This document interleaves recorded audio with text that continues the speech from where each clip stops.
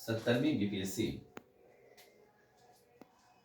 पर बहुत सारे विवाद खड़े हुए। कुछ बात ऐसा रहा कि बीपीएससी की ओर से क्या कदम बढ़ाया गया जो राष्ट्रीय मुद्दा बन गया। पहला बात यह था कि बीपीएससी ने जिस तरीका से कोचिंग के शिक्षकों को बुला करके नॉर्मलाइजेशन का मुद्दा उठाया था, इससे पहले ही मैटर आ गया कि यदि किसी प्रकार की असंतोष परीक्षा से संदर्भ में होता है तो निश्चित रूप से यह आंदोलन का रूप ले सकता है। इससे पहले भी कुछ मुद्दे पर आंदोलन हुए, लेकिन बीपीएससी इस मामला में संगीन क्यों बन गई।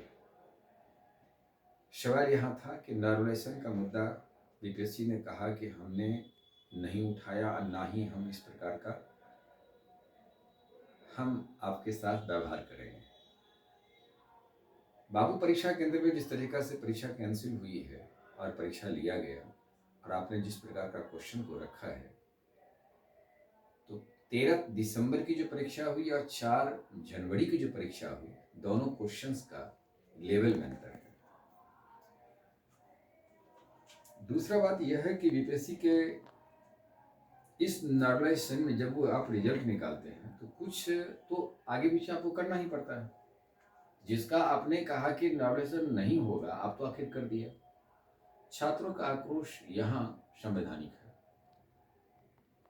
क्योंकि आपने भारतीय संविधान के नजरों में आयोग दोषी इस रूप में मानी जाती है कि भारतीय संविधान के अनुच्छेद एक्ट 14 के तहत आपने क्षमता का प्रयोग नहीं किया। दूसरा बात है, क्षमता का प्रयोग नहीं किया तो असमानता का आधार बना करके आप हमारे साथ विरोध कर रहे हैं, हमारे साथ विभेद कर रहे हैं। एक्ट 16 में लोक नियोजन में समान व्यवहार किया जाएगा, यहां तक की व्यवस्था का भी उल्लंघन हुआ है। एक्ट 320 में परीक्षा का संचालन बीपीएससी को करने का अधिकार है। आप 3 चरण में परीक्षा लेते हैं, पीटी, मेंस और इंटरव्यू। पीटी एग्जामिनेशन यह बताता है कि आप इस कमीशन के काबिल हैं कि नहीं है।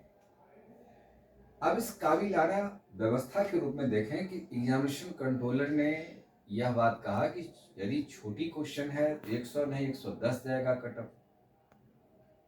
पहले बीपीएससी जिस प्रकार से परीक्षार्थियों को चयन करके सरकार की सेवा में देती है, जिसमें काफी सोचना समझना, लॉ एंड ऑर्डर को मेंटेन करना, चिंतन करना, ये क्षमता का विकास करना चाहिए। सामान्य क्वेश्चन का लेवल आपका उस रूप में होना चाहिए जो परीक्षार्थी को हम जिस सेवा में भेज रहे हैं उसके लेवल में आना चाहिए। ये आपने नहीं किया। इस पीटी एग्जामिनेशन के स्वरूप का यदि हम गौर करते हैं तो बीपीएससी यहाँ दोषी निश्चित रूप से है।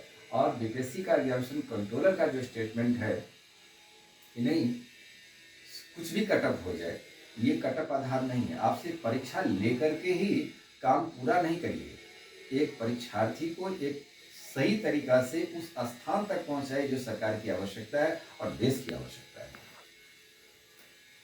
अब जब पीटी मेंस इंटरव्यू आप ले लेते हैं तो मेंस और इंटरव्यू के आधार पर आप ये नंबर देते हैं, आप मेरिट लिस्ट बनाते हैं। तो मेरिट लिस्ट बनता है और मेरिट लिस्ट के आधार पर आप 323 के तहत आप राज्यपाल के पास भेजते हैं कि हमने 1 साल के भीतर इसी सेवा में इतना रिक्रूटमेंट किया, ये रिपोर्ट देते हैं। रिपोर्ट देने से पहले आपको यह समझना चाहिए कि सारी व्यवस्थाएं क्या 14 के तहत प्रयोग हुआ है, क्या 16 का प्रयोग हुआ है, उसके बाद ही आप रिपोर्ट देने के काबिल भी बनते हैं। नॉर्मलाइजेशन में देखा जाए तो यदि हम जैसे हमने भी जारी किया था, पहली जो 13 तारीख को परीक्षा हुई थी 13 दिसंबर को, उसमें यह बात सही है कि 85 से नंबर लाने वाला लड़का रेस में है। यदि आप 4 तारीख की परीक्षा को उसमें शामिल करेंगे तो कट ऑफ अंक 1-2 अंक बढ़ सकती है। तो यह असंतुलन क्यों हो गया? एक समान परीक्षा होना चाहिए, एक समान आप ट्रेनिंग देते हैं। यह व्यवस्था जब समान रूप से लागू होता है तो निश्चित रूप से बीपीएससी संविधान के नजरों में यह दोषी है। माननीय उच्च न्यायालय में यह मामला चलने योग्य बनता है।